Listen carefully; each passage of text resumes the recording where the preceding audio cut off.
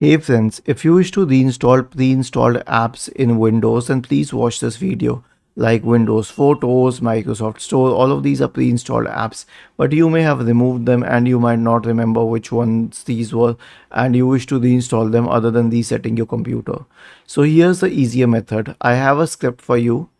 It has 3 commands. In the first command, okay, remove this part where it says username and use the username of your system. Okay, then copy all of these 3 commands, search for PowerShell in the Windows search bar, and then click on Run as Administrator in the right pane to open the elevated PowerShell window, and then paste these commands here and then hit enter.